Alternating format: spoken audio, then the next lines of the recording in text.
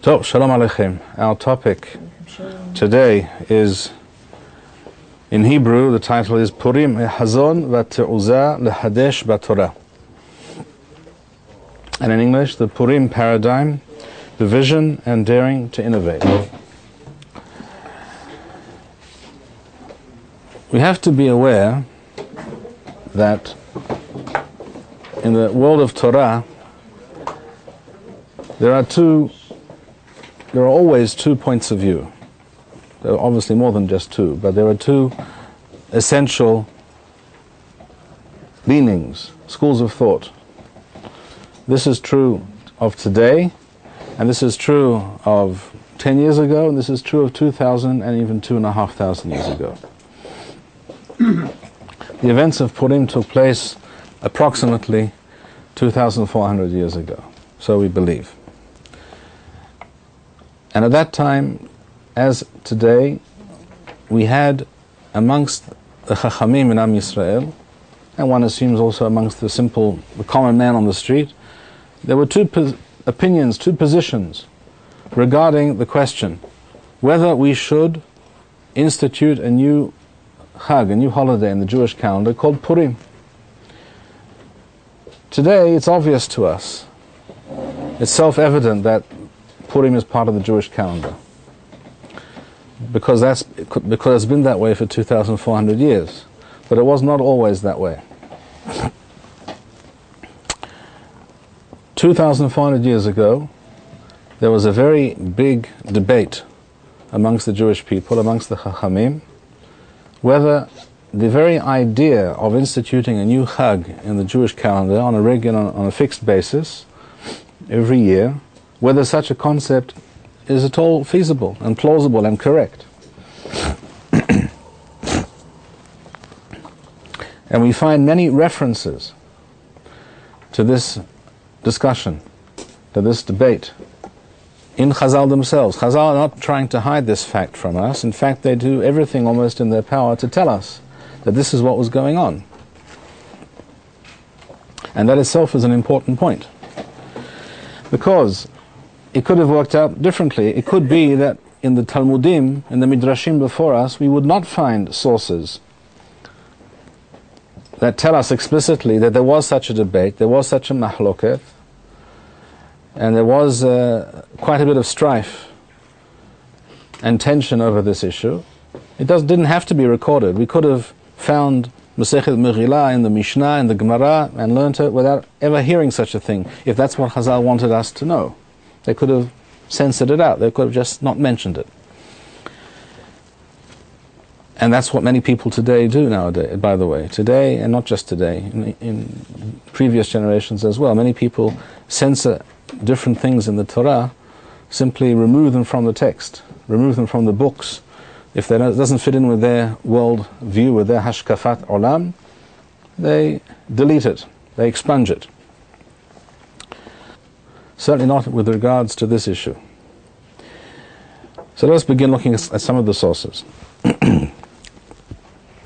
The first source on the source sheet before you is from the Talmud Bavli Masechet Megillah Daf Zayin.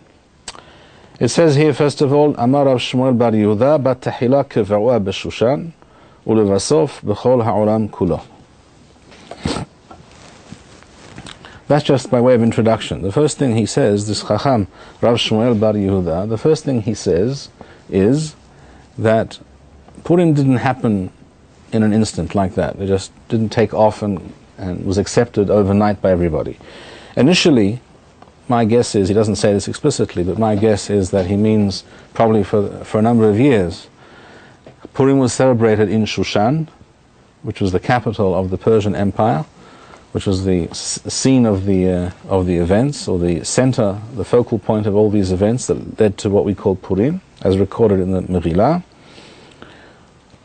And after a period of time, it was accepted in the wider Jewish world. And this is already a hint that it wasn't the going was not smooth. It wasn't such a simple matter to get the concept of Purim accepted by everybody.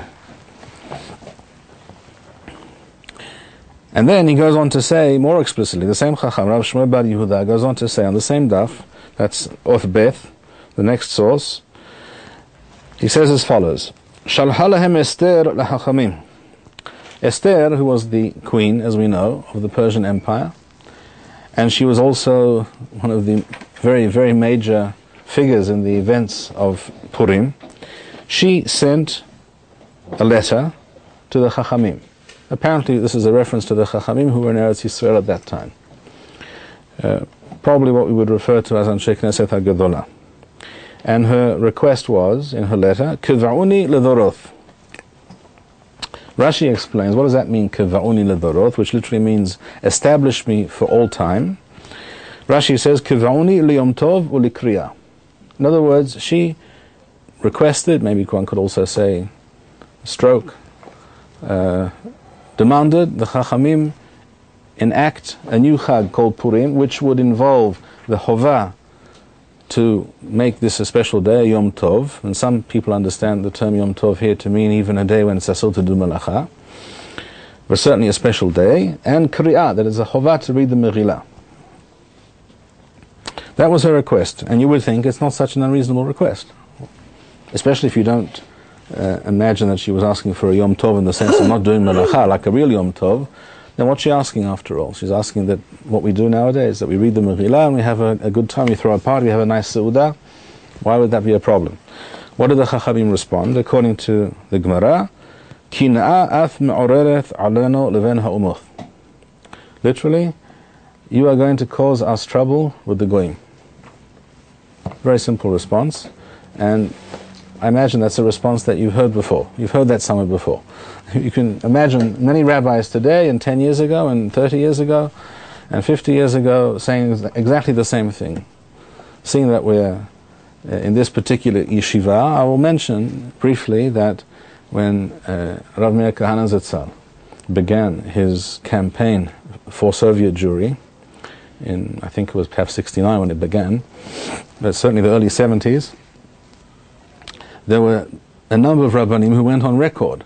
I'm not going to mention their names now, but there were a number of Rabbanim, usually one would describe them as being of a Haredi persuasion, but not, I think, all of them, in America, who came out and said that A, it's not going to work, and B, it's going to cause anti-Semitism, and it's going to boomerang against us, it's going to cause all of us Jews here in Chutz La'aretz, and maybe in Israel as well, it's going to cause us all a lot of trouble. In fact, what happened was exactly the opposite. But so much for predictions, and so much for people who think they understand the way the world works, as opposed to people who actually do know how the world works. So this kind of response, you're going to cause us trouble with the Goyim, keep things quiet, don't rock the boat, shouldn't be such a surprise to you. And this is what the Gemara tells us, that the Chachamim, or at least many Chachamim, responded to Esther. And she responded to them, Shalha lahem, Kvar kethuva ani al divrei hayamim lemalche madai ufaras.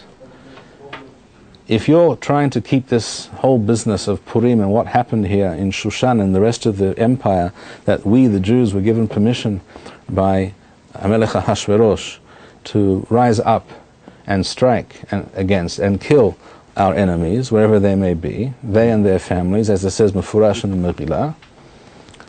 If you're trying to keep that quiet so that people, the Goyim, don't know about it, well, you can't, because it's already written in the history books. It's written in the archives of the empire, of the royal household, of the royal historians have all noted this, and everyone is aware of this. It can't be kept a secret. And to this we see no reply in the Gemara. There's no reply to this response of Esther, so it seems it was a good argument, it was a good response. What we call in Hebrew, in halachic discourse, kushya she'en alea teshuvah. Alright, so that's number one. We see that there was, according to this source that we just saw now, that we just read, there was a reluctance, at least on part of many of the Chachamim, to institute a new Chag. Why? Concern about what the Goyim will make of it, how they will deal with it, how they will relate to this idea of the Jews celebrating the fact that they killed so many non-Jews. By the way, does anyone know? Anyone take note? How many non-Jews rather, enemies of the Jewish people, were killed in the 2-3 days? 7,811.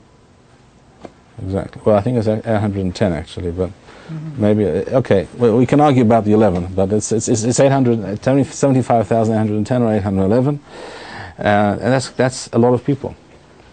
The Israeli army has not killed that many people in all the wars and all the battles and all the mivtzaim that it has performed over the years. We haven't killed that many people. That's a very large number of people, so you can understand why it made waves. It must have made waves in the empire. There were all these people who saw what the Jews were allowed to do, and they got away with it, and now they're celebrating. You can understand if you wish to be honest, where these chachamim were coming from. In the third source, number 1, Gimel. Shalha lahem Esther chachamim. This is also in the Talmud Bavli. This is another request, another statement. Kitvuni ledoroth, which means the book recording the events of Purim, in other words, the Megillah, I want it made part of the Tanakh, part of Kitvei HaKodesh. And this request also was not received very positively by at least many of the Chachamim. They quoted to her in response a pasuk from Mishlei, which reads, pasuk Perek Kaf Bet, pasuk Kaf, Shalchu la halo chatavti lecha shalishim b'mu'isot wada'ath shalishim v'lo ridba'im. This pasuk, which is according to the Pshat not discussing Amalek, nothing to do with Amalek, was seen as being, it was interpreted in such a way that it had some connection to the miswa of Mihiyat Amalek, of wiping out Amalek, and Haman and Purim has everything to do with Amalek. And they said this pasuk talks about there being 3 places in the Tanakh where it's mentioned, not 4 places. The 3 places that's already mentioned are in Sefer Shemoth, where Am Yisrael runs into Amalek for the first time. Later in Sefer Devarim it's mentioned, and then in Sefer Shemuel with Shaul, who's told to go and wipe out Amalek. So they explain that we don't think it needs to be said again. It's been said 3 times, it appears 3 times, that's enough. However, it goes on to say, Ad shemasa'ulo mikra, kathu Torah. But eventually, and from here you can read between the lines, and we'll see in a moment when we get to the next few sources that we're reading, not so much reading between the lines, but actually reading the information correctly. To read between the lines here, I mean to say that you understand that there were those Chachamim who did not agree with that original response. They thought that it's a good idea. They were on Esther's side, but not all Chachamim were, but some were. And some of them quoted the following pasuk: Chetov zoth zikaron basefer. This is a pasuk in Sefer Shemot, the end of Parashat Beshalach, talking about Amalek. And they were doresh, the pasuk, Kethov Zoth, Masha Katuv Kan, Uva Mishneh Torah, that refers to Zoth, because that refers to the Torah, like Zoth HaTorah, Asher Sam Moshe Lifnei Bnei Yisrael. Zikaron, Masha Katuv B'Nevi'im, Basefer, Masha Katuv B'Megillah. In other words, in opposition to the original response and the original drasha, another drasha was offered, which made it possible and made it reasonable to say we can and should add this 4th mention, this 4th instance of Mehiyat Amalek and make it part of the Tanakh. In other words, the Megillah. So let's sum up for a moment what we just saw here. The Talmud Bavli tells us quite unequivocally. It's not trying to hide anything. It's in fact coming to tell us something. It's coming to tell us that instituting a new Chag, or making a new book in the Tanakh, or making a new holiday, these ideas do not go over so simply amongst the Jewish people, amongst the Chachamim. There will always be opposition, because there will always be these 2 approaches. Those who are more conservative, those who hold by the pasuk, Mashe haya hu she'yeh, those who think that that which was is what should always be, and those who are more open to the idea of something which is visionary, something new, in response to a new reality, to a new situation. They don't necessarily disqualify something which is new, something which hasn't been done before. These 2 positions you will always find these 2 positions within the Chachamim, amongst the Chachamim, in their discussions on different issues, as we will mention later. So here the Talmud Bavli is telling us there were such there was definitely a body of opinion that was opposed to these requests, these suggestions, these demands perhaps of Esther. And apparently, and here I'm reading between the lines at least at this point, there were those who agreed, and eventually they gained the upper hand. But how this happened, we'll see from the following sources. Now let's look at the next source, number 2. These are psukim from Sefer Esther. The first paragraph begins, the ones that are quoted here before you, وَيِخْتَوْ مَرْدَخَي أَفَ دَوَرِيمْ هَيْلَ. That Mordechai wrote these things down. And Rashi, you'll see Rashi below the second paragraph. Rashi says, "Vayichtov Mordechai, he ha-megillah hazov kemoth shehi." In other words, Rashi is telling you the megillah that we have was written by Mordechai, and he related the events of Purim, everything that led up to Purim, and how things panned out in the end, and the end result of everything. He wrote it down. Vayishlach sefarim al kol hayudim, and he sent copies of this book to all the Jews. B'chol medinot hamelech, throughout the empire. And what did he want them to do? What did he tell them, instruct them to do? L'kayem aleihem liyot osim et yom 14 chodesh adar ve et yom 15 b'chol shana v'shana. He told them that they must celebrate the 2 days of Purim, the 14th and the 15th, depending on where one lives and what kind of town. That was, and to make these special days, and you'll see in the fourth line, l'kayem la'asototam yemei mishteh v'simcha u'mishloach manot, etc. To make these special days of feasting and celebration and giving presents. And it goes on to say, "V'kibel hayudim," and the Jews accepted this idea. It doesn't say that they accepted immediately, and from what we're about to see, it certainly was not immediately, but they did accept it eventually. That's the first paragraph. The second paragraph, these are psukim taken from the end of the Megillah, Perek Teth, towards the end. Vatichtov Esther, this is the second paragraph. Vatichtov Esther Amalka Vat Avihail Mordechai Yehudi. Here, it's not just Mordechai writing, it's Mordechai and Esther together. Mordechai Yehudi, they wrote together what? Et Kol Tokef, which we'll see in a moment what that means. Lekayem et Igeret HaPurim Hazoth Hashenith. They wrote a second time. And here it was not just Mordechai, it was also Esther. And Rashi says, Hashenith, L'shana Hasheniyah Hazru V'sharhu Sefarim Sheyasu Purim. Why would a person send a year later the same letter, the same suggestion or demand or instruction that they sent a year before? Because it didn't go down so well the first year. Not everyone liked the idea, not everyone was impressed or willing to accept this notion. It didn't catch on. Not so quickly. So they did it again the next year, says Rashi. Another question we could ask ourselves, and we should ask ourselves, is why was it sufficient the first time for Mordechai to write by himself? And now, we see that Esther has to write with him, to help him out, as it were. Why does Mordechai need her helping hand? Here, Ibn Ezra comes to our assistance. But before I go on to the Ibn Ezra, I'll just continue reading these psukim for a moment. It says that Esther and Mordechai, as we said, wrote a second time, and it says Et Kol Tokef, in other words, with using all force and authority. Where am I? Yeah. The second paragraph, first line. Number 2. Second paragraph, number 2. Lekayem et Igeret HaPurim Hazot Hashenith, Vayishlach Sefarim El Kol HaYudim, and they sent again books and copies to all the Jews in all parts of the empire. L'kayem et yemei Purim ha'ele bizmanehem, etc., etc. And then it goes on to say, Ka'asher kiyam aleihem Mordechai Yehudi wa Esther Malka. It stresses the role of Esther Malka. You see that her role is being stressed.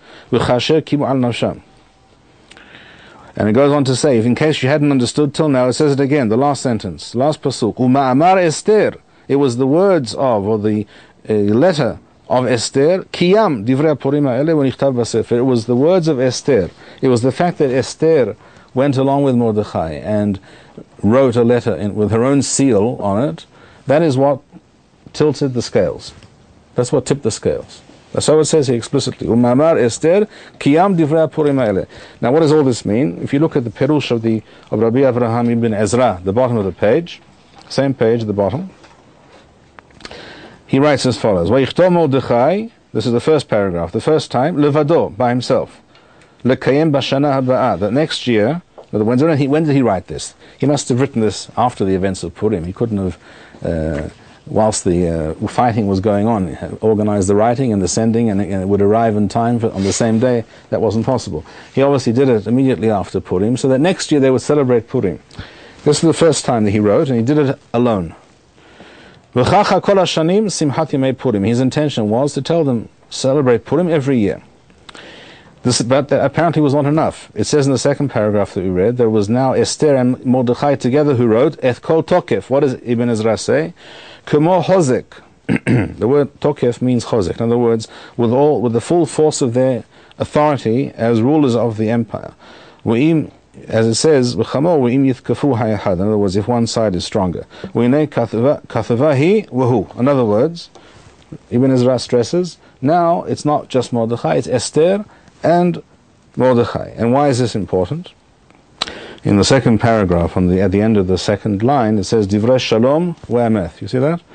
This is what Ibn Ezra refers to. He says, V'ta'am emet shehem hayavim lishmor Purim kasher kiblu al nafsham. They instructed them in the second letter to accept Purim and to celebrate it. And he goes on to say, the proof of this is the correct understanding is what it says later. Umamar Esther kiyam divrei Purim. Hine, says Ibn Ezra, lo nitkayem al yedei Mordechai levado ad shekatava Esther. The fact that Purim became part of the Jewish people's calendar, that it was accepted by the Jewish people, was because Esther joined Mordechai in this effort, in this idea. Here also we can hear, again we sort of read a little bit between the lines, but not very much, because the Pasuk in the Megillah actually says, Umamar Esther, it was Esther's doing that made it happen in the end. We understand from all this that there was a lot of opposition to what Mordechai and Esther were doing. And when it was just Mordechai, apparently it didn't really take off. And it was only with Esther's help and with her authority as queen that it was eventually accepted.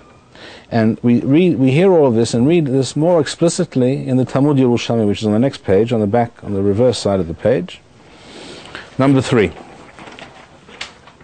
Talmud Yerushalmi, Masechet Megillah, Perek Aleph, Halacha Hey. Rabbi Yirmiyah b'Shem Rabbi Shmuel bar Rav Yitzhak. Me'asu Mordechai wa Esther. What did the two of them, Mordechai and Esther, do? And you will note the Yerushalmi stresses the two of them, Mordechai and Esther. Kathavu igeret, they wrote a letter, V'shalhu l'Rabothanu, and they sent it to the Chachamim. Again, apparently the Chachamim in Eretz Yisrael. Sheken amaru lahem, and this is what they said, Mekablim atem alechem shnei yamim halalu v'chol shana.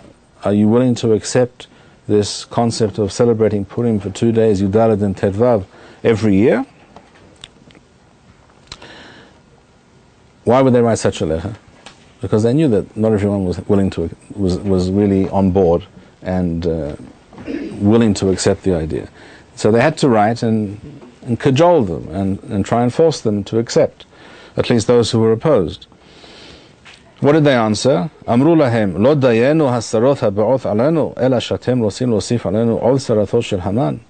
This is exactly the same response that we saw in the Bavli in different words. In the Bavli the wording was Kina ath me'ored alenu leven ha'umoth. You're going to cause us trouble with the goyim. Here the answer is, don't we have enough tzoros?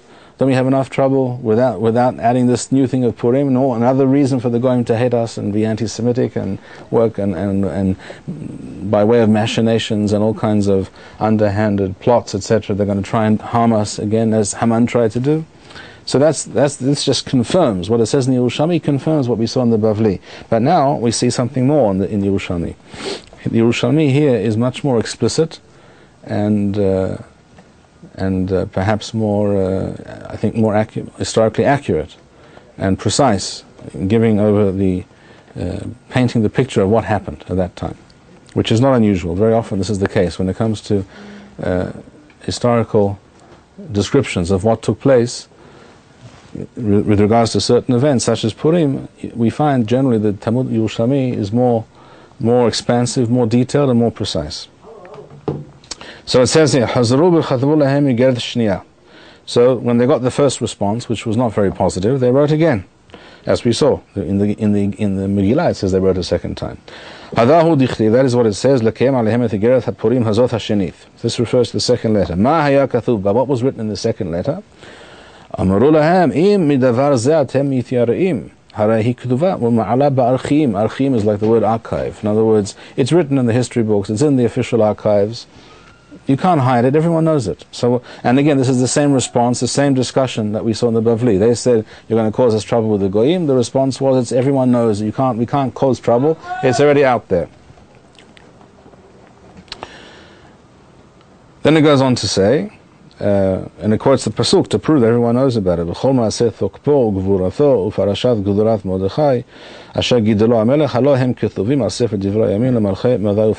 words, it's written in the books, everyone knows, the whole empire knows what happened. You can't hide, you can't keep this under wraps. But now it goes on to say the most important, the most revealing statement about what was really going on here. What were the points of view, what were the hashkafoth olam that were in play here? Why were the Chachamim who were opposed, and apparently Chachamim who were for this idea of Mordechai and Esther of instituting Purim? Rabbi Ishmael bar Nachman b'shem Rabbi Yonathan. Shemonim v'hamisha zekenim umehem shelosha v'chama nevi'im. There were 85 Chachamim, great Chachamim, and 30, third paragraph, second page. Shemonim v'hamisha zekenim umehem sheloshim v'chama nevi'im. 85 Chachamim, amongst, and of that number, 30 were on the level of Nevi'im. This is apparently reference again to Anshe Knesset Agdolah or something along those lines. Hayu mista'arim ala davar hazeh. They were grappling with this issue and they were having trouble with it. What was their trouble? What was the problem? Amaru.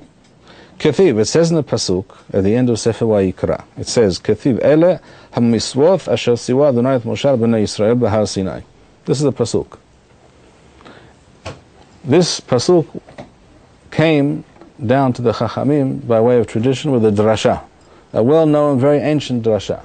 What is this drasha? Elu hamiswoth shenistavinu mipi Moshe. These are the miswoth that Moshe commanded us and gave over to us. Kach amar lanu. This is what he said to us.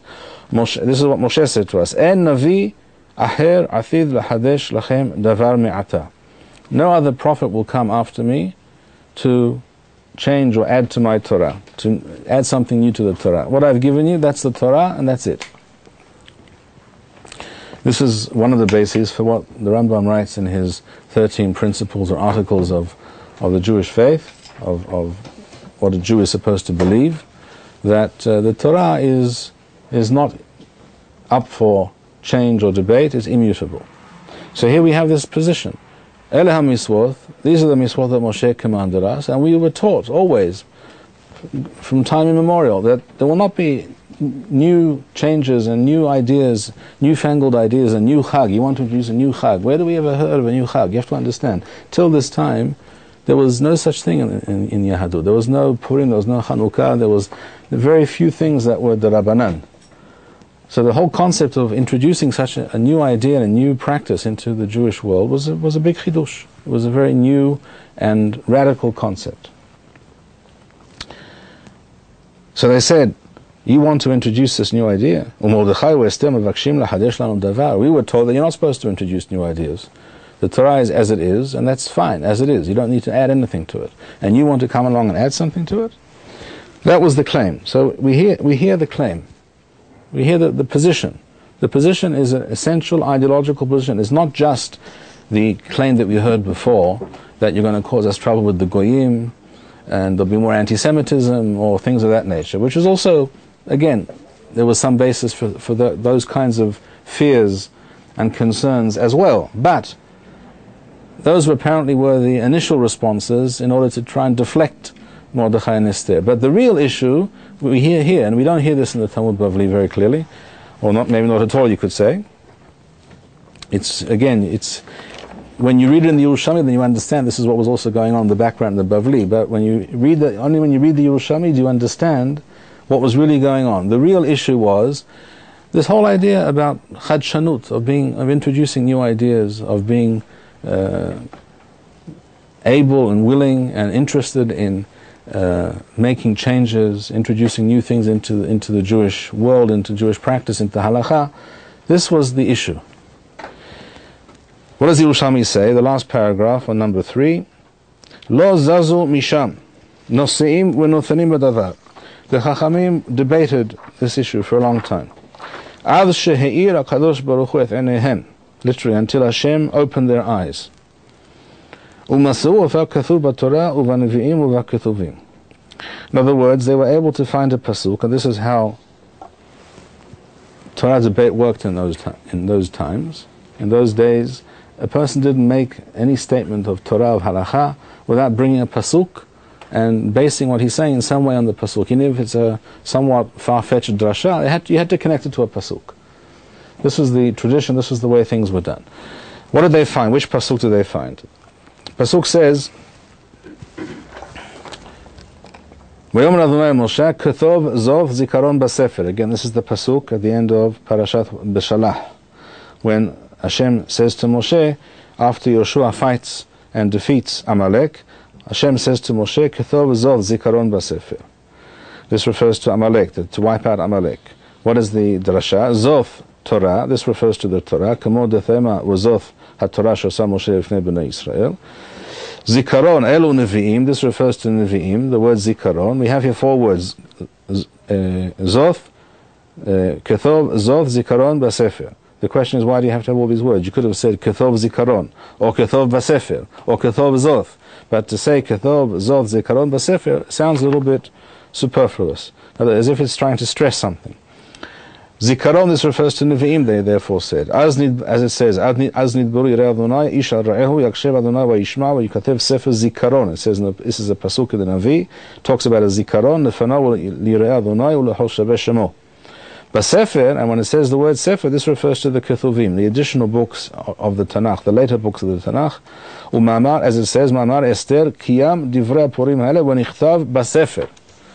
In other words, initially, many Chachamim opposed the idea of introducing a book to the Tanakh, of introducing a new Chag.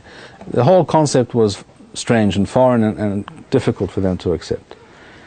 Apparently, there were those who didn't think so, but it seems that initially they were in the minority. But after much debate, and probably, I imagine, a number of years, maybe even many years, perhaps as many as tens of years, we don't know for a fact, but certainly a few years must have passed until all this discussion and digesting the ideas and getting used to it and seeing that it's not so terrible after all, doesn't lead to Judaism falling apart. We hear this today also about different things, a certain idea or a certain suggestion, whatever it might be. If you do this, some people say, Judaism will come to an end. All the yeshiva bochas will stop keeping Shabbat, or all sorts of things. But it's not always so. Very often these fears are exaggerated, and the whole situation perhaps is not seen correctly, is not interpreted correctly. Over time, apparently, more and more Chachamim came to agree with the position of Mordechai and Esther, and you have to understand from all that we're reading here that Mordechai and Esther were, in the eyes of the more extreme, the more conservative of the Chachamim, they were like reform rabbis. These were people with these newfangled ideas, and they want to make changes to Yadut, ma pitom. Why would we accept such a thing? And who's Mordechai to say such a thing? And who's Esther? Bichlal. She may be a queen, but doesn't make her in charge of Yiddishkeit now. Over time, more and more Chachamim began to adopt this position, and eventually they became the majority. And that's apparently how Purim became part of our calendar. When more and more Chachamim, a certain critical mass of Chachamim and their students, their followers, accepted the idea, it became the accepted thing. As it says in Masechet Sofarim, Ena lacha nikba'ath ad shika v'amin har. In other words, sometimes the halacha is decided by what people do. When, not in all things, as some people think, that whatever the discussion is, just check what people are doing. If they say this is what you do, then they're correct. No, that's not what it says. It says in the Talmud Yerushalmi, you go outside, puk hazeh ma'amad deva, go and see what people do, what their practice is halachically. When do you say this? When the halacha is rofefet biyadecha. In other words, when you're not sure how the halacha should be laid down. In other words, when you have two opinions, And you can't really decide the issue on the basis of masau matan, of debate and ra'ayot. There are no clear ra'ayot for one side more than the other side. Each side has a certain argument and makes some sense. Then sometimes it makes sense to go out and see what people are doing, how they, in actual fact, how they live this thing. What do they do in the real world? If you see that all the Jews are going according to this opinion, then that itself becomes the new halakha, because there's no other way to decide this issue. So the Jewish people decided, but that's on this kind of issue when the thing is unclear. So over time, the concept of Purim, of a new Milah as part of the Tanakh, of introducing a new Chag into Judaism, these ideas became more mainstream, and eventually they became accepted.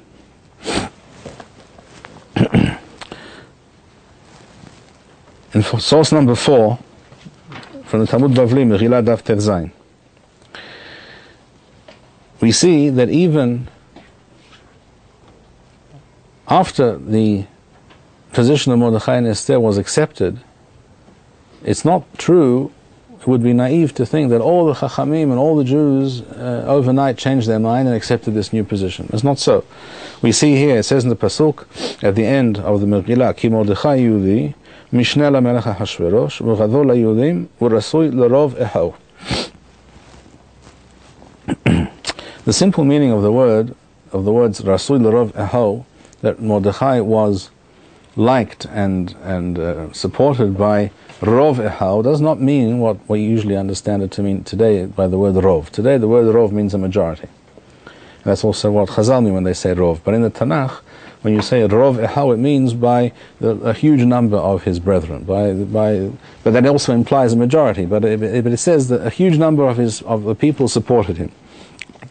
For this reason, the drasha is made in the Gemara there. L'rov Ehau v'lo l'chol Ehau. In other words, it could have said in the pasuk, he was Rasui l'chol Ehau. He was liked and accepted and honored by all of his brethren. Or it could have just said Rasui l'Ehau. But it says L'rov Ehau, which implies that there were some who weren't so crazy about him. They thought this guy's a little bit problematic. We're not comfortable with this Mordechai. Melamed shepershu mimeno miksat Sanhedrin. In other words, some of the Chachamim pershu mimeno. What does that mean, pershu mimeno? They distanced themselves from him. They broke away from him. Well, we don't know exactly in which fashion they could break away exactly, but they distanced themselves from him. They didn't want to talk to him too much. They wanted to keep their distance, keep away. They sort of put him in a kind of cherem or semi-cherem,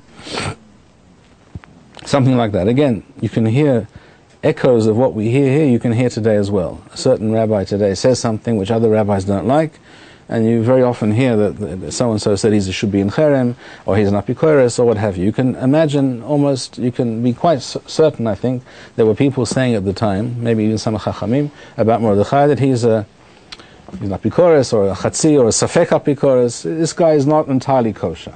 That's what we're reading here. That's what we read here.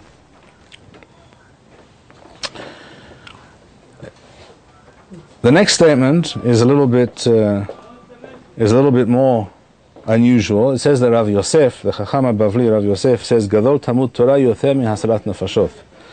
The study of Torah is greater than the saving of lives, which is a difficult thing to understand, literally, because we know it's not true. A person can't say, if he sees that someone's being attacked, and he can save him, he can't say, well, I'm busy reading the Tosafot here, so I'm sorry, it doesn't interest me. A person can't say that. If he says so, he's over on the miswaf lo ta'aseh lo ta'amol adam re'acha.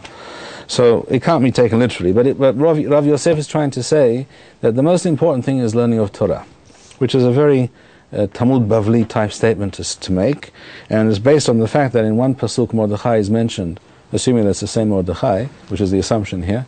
In one pasuk, a Mordechai is mentioned after 4 people, another pasuk is mentioned after 5 people. So the idea is that he was demoted. He became less important in the eyes of many of the people, many of the Chachamim, because he, as Rashi says, shepershu mimenu lefi shebatar midivrei Torah v'nichnas l'srara. Rashi says it's because he learned less Torah and got more involved in governance, in becoming. He was a minister, and he was the viceroy. He was the Mishneh LaMelech, a very important position. He was in government, so he was busy doing all sorts of things, but not studying Torah as much as he used to. That's what Rashi says. And here, b'mehilat kevodo shel Rabbeinu Hagadol Rashi Zal, I wish to differ. I don't think that that's the pshat. I don't think that's what is intended by the Gemara when it says that some of the Sanhedrin, some of the Chachamim wish to distance themselves from Mordechai. It wasn't because he was learning less Torah than he had been doing a few years earlier. Before he was learning 3 daf a day, and now he was learning 2 daf a day, so that's why they decided this guy is not for us. I don't think that's what it's about at all. It's talking about what we just read a moment ago in the Talmud Bavli and Yerushalmi. The very fact that this Mordechai wants to introduce these new ideas into Yahadut, that's what bothered them. They were concerned about this whole approach in Judaism. They thought it was very dangerous. And based on all the sources that we read, that's I think a very reasonable suggestion. That's a very reasonable pirush of what is meant here. And just to prove the point that when it says that Pirshu Imenu Sanhedrin, it doesn't mean that he's not the same Mordechai as before because he's studying less Torah a little bit than before. If you see someone, and you know that, as I said, you know that he used to learn 3 daf of Gemara a day, and now you know that because he's more into business today, he spends more time in his business affairs, so he only manages to learn 2 daf a day. Or 1 daf. He goes to Daf Yomi every day, and that's all he manages to do. For that reason, you would not want to speak to him. For that reason, you would tell your Talmidim, keep away from that Mordechai, he's a problem. That doesn't make sense. That doesn't wash. Where do we see a similar expression? Pirshu Menu Sanhedrin. Number 5, the last source, referring to David HaMelech. Amarav Yudah Amarav. Shisha Hodashim Nistara David. This is in Sanhedrin. Kof Kov Zayin. Shisha Hodashim Nistara David Nistaraka Imenu Shechina Ufershu Menu Sanhedrin. This refers to David HaMelech, who, as we know, sinned with Bathsheba, and there's no argument about that, despite a certain statement in the Talmud Bavli, but nevertheless there's another statement in the same Talmud Bavli which says the opposite, and the pshat of the pasuk remains the pshat of the pasuk. David HaMelech sinned, and even though he did tshuva, some of the Sanhedrin wanted to keep their distance from David HaMelech. That's exactly what it says here. Because of David HaMelech, he nistara as punishment for his sin, and they took this as a sign they should stay away from him. Again, you see that the expression Pirshu Imenu Sanhedrin means that you take issue with what this person did or said, not the fact that he's learning fewer daf Gemara per day than he used to. That's not a reason to take such a position against the person. At most you can say, no, it's a chaval. He was a bigger lamdan 10 years ago, and now he's less of a lamdan. Malasot. That's not a reason to either hate a person or to distance yourself from such a person. When it says Pirshu Menu Sanhedrin, it means to say they were very bothered by what he said or what he did. In the case of David HaMelech, we know why they were bothered. In the case of Mordechai, we also know why they were bothered. They were bothered because of the reasons we saw, because Ele HaMisvot, this is what Moshe Rabbeinu gave us, and you want to add to it. So let us sum up what we've seen here this evening. Mordechai and Esther were the earliest examples that we have on record, at least, I think, of people who understood that the Torah, even though it's true that the Torah was given to us by Moshe Rabbeinu, and it's not something that can be wantonly changed or re-edited or redacted and do with it as you please. That's certainly not true. Nevertheless, it's also not possible that the Torah is frozen in time and place and cannot change in any way, that nothing can be developed, nothing can be introduced, there can be no vision and no willingness to deal with a new reality, to seize a new opportunity, in this case, to thank Hashem and to tell all the future generations of Am Yisrael of what happened and how we have to understand that this is a result of Hashem's hashgaha. That is the whole story of Purim, after all. What is the story of Purim? It's about the fact that Hashem is always working behind the scenes. In the whole Megillah, we know there's not one mention of Shem Hashem. Why not? Because the principle of Purim is that even when you don't see Hashem in action, He's working behind the scenes. He's arranging things. this person heard about this attempted assassination against Ahasuerus.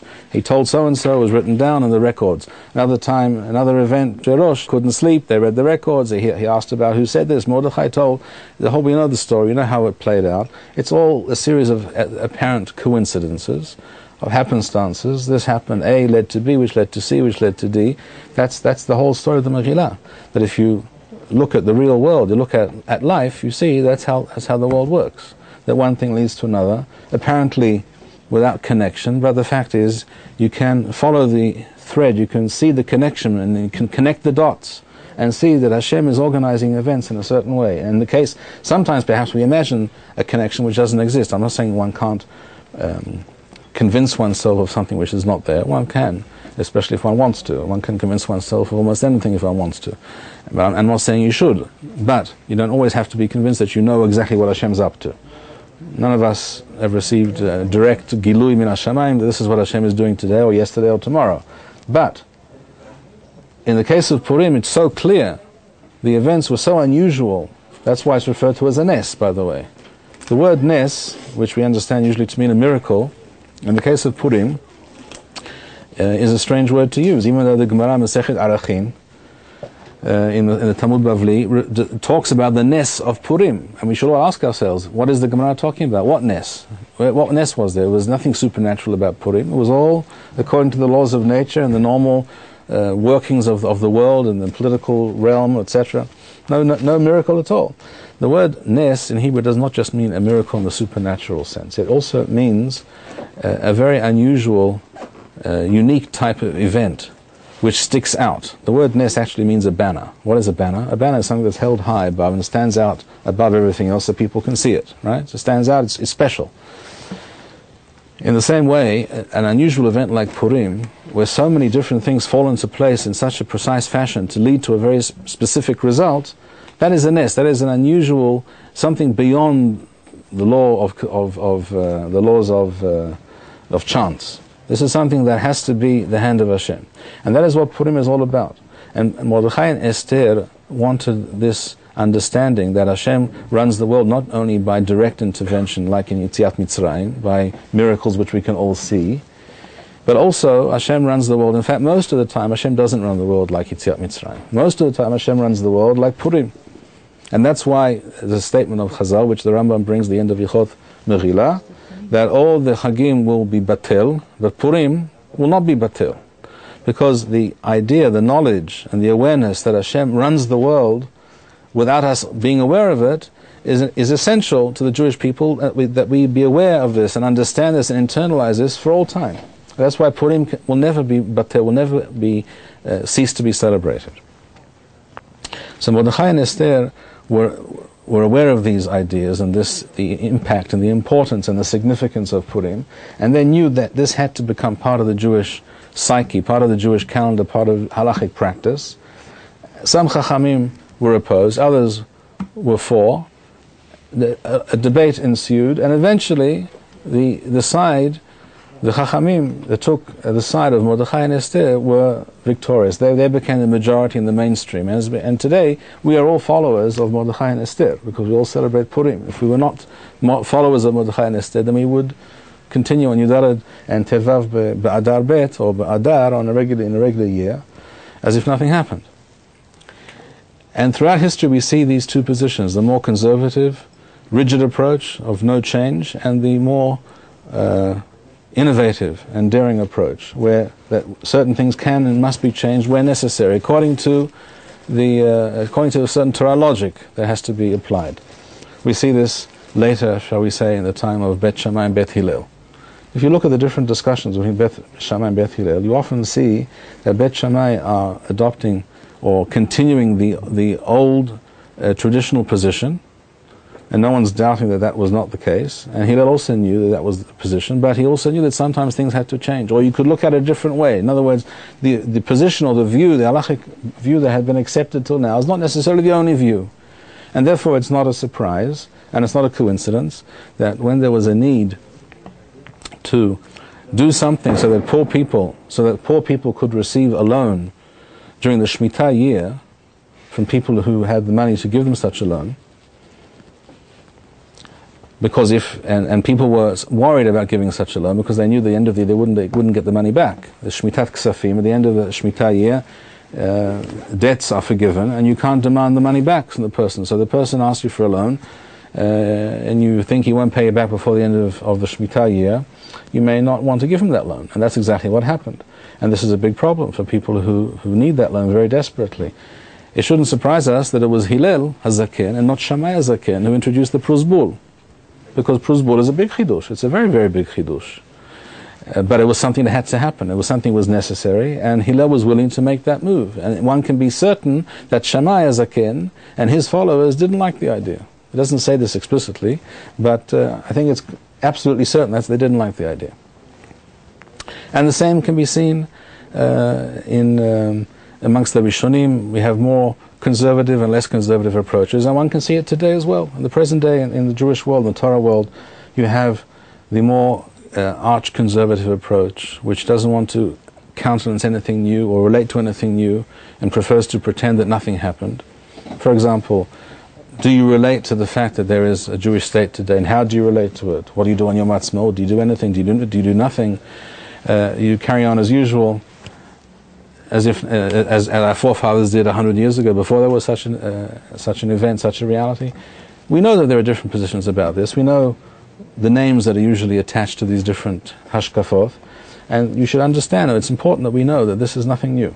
This has always been the case, and we are Baruch Hashem Talmidim of Mordechai and Esther, and we understand that together with being traditional, in other words, we are part of a tradition which maintains that which was, we are also always on the move and willing and able to deal with new realities and new ideas as the times and the necessity requires us to do. This is the way of Mordechai and Esther, this is the way of Beth Hillel, and we know that Beth Hillel became the mainstream view in the halachic world, in the Jewish world, and this is also the way of many, not all, but many Rabbanim today as well. And therefore a person does not have to feel that we belong to the camp of people who are more mekel or not so serious about Torah. It's not a question of being serious about Torah. It's a question of seeing the big picture and not being locked into a certain mindset and not being willing to pull up your head outside the turret of the tank and look around and see what's going on. That is one of the important messages of Purim. Kol Tov Lach.